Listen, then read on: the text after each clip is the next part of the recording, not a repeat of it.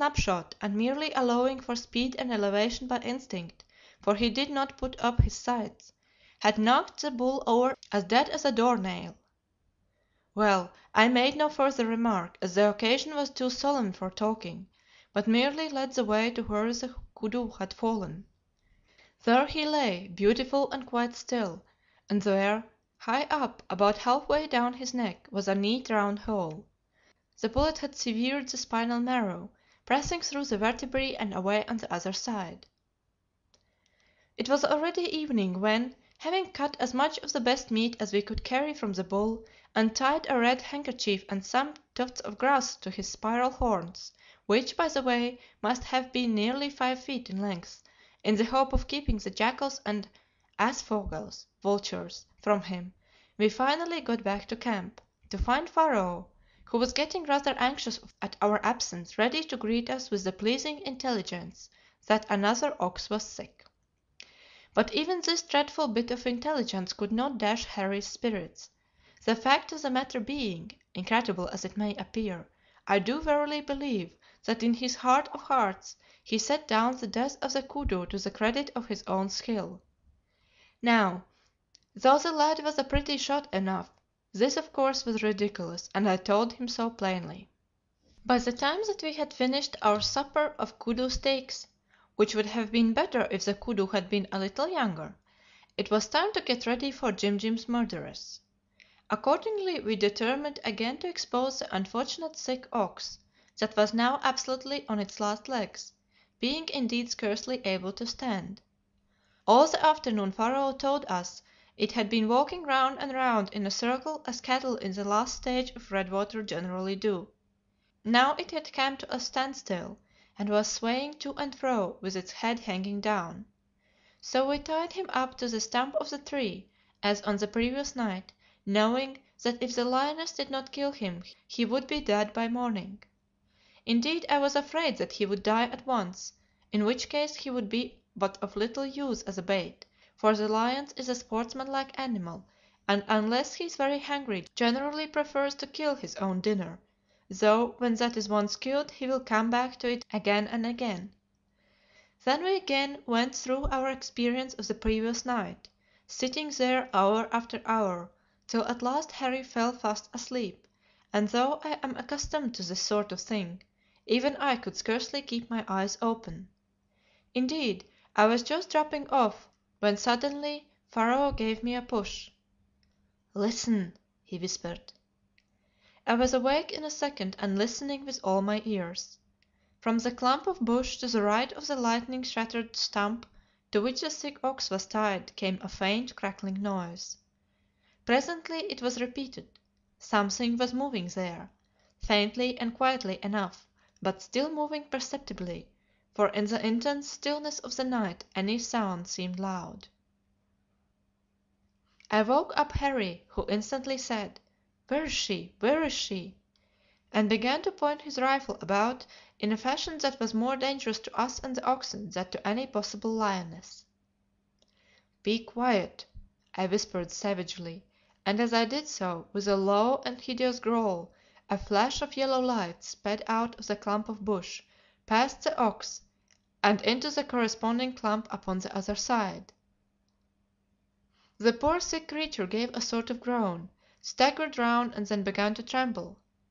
I could see it do so clearly in the moonlight, which was now very bright, and I felt a brute for having exposed the unfortunate animal to such agony as he must undoubtedly be undergoing. The lioness, for it was she, passed so quickly that we could not even distinguish her movements, much less fire. Indeed, at night it is absolutely useless to attempt to shoot unless the object is very close and standing perfectly still, and then the light is so deceptive and it is so difficult to see the foresight that the best shot will miss more often than he hits. "She will be back again presently," I said. "Look out, but for heaven's sake don't fire unless I tell you to." Hardly were the words out of my mouth when back she came and again passed the ox without striking him. "What on earth is she doing?" whispered Harry. "Playing with it as a cat does with a mouse, I suppose," She will kill it presently." As I spoke the lioness once more flashed out of the bush, and this time sprang right over the doomed and trembling ox. It was a beautiful sight to see her clear him in the bright moonlight, as though it were a trick which she had been taught. "I believe that she has escaped from a circus," whispered Harry. "It's jolly to see her jump." I said nothing, but I thought to myself that if it was, Master Harry did not quite appreciate the performance, and small blame to him. At any rate, his teeth were chattering a little.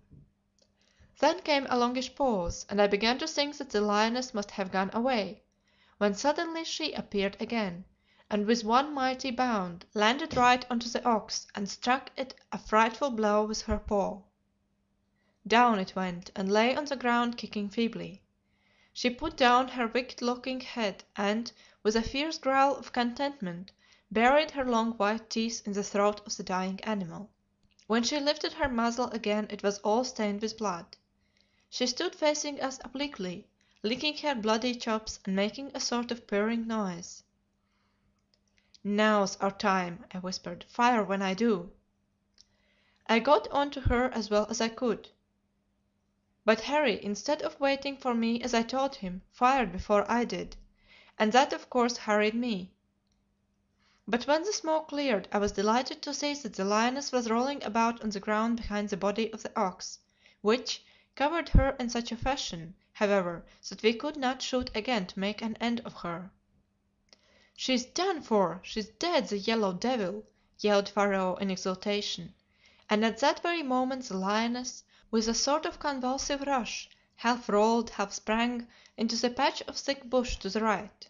I fired after her as she went, but so far as I could see without result. Indeed, the probability is that I missed her clean.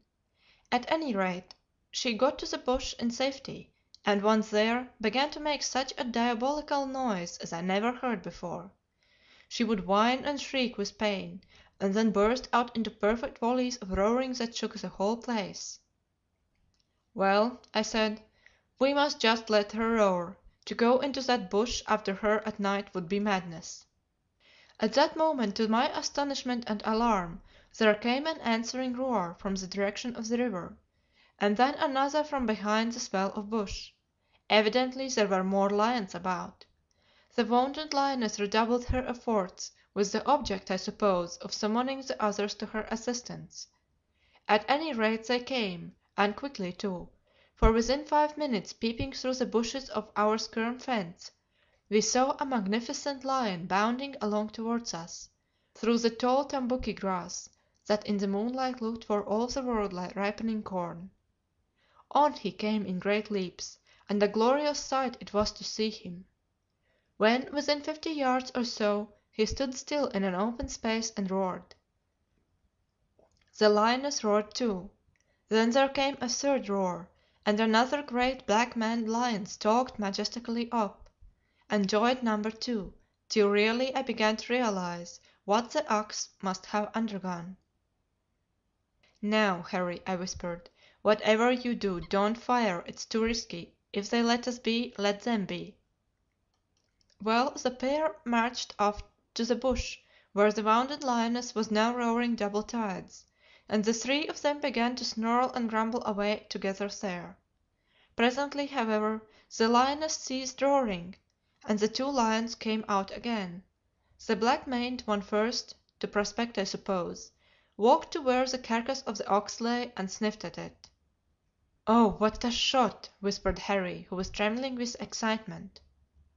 "Yes," I said, "but don't fire, they might all of them come for us."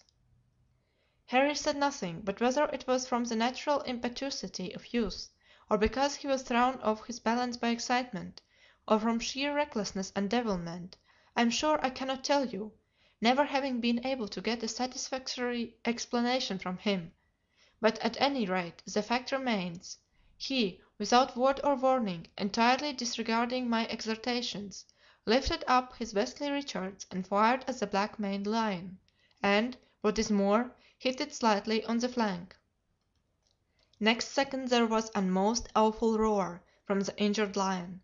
He glared around him and roared with pain, for he was badly wounded.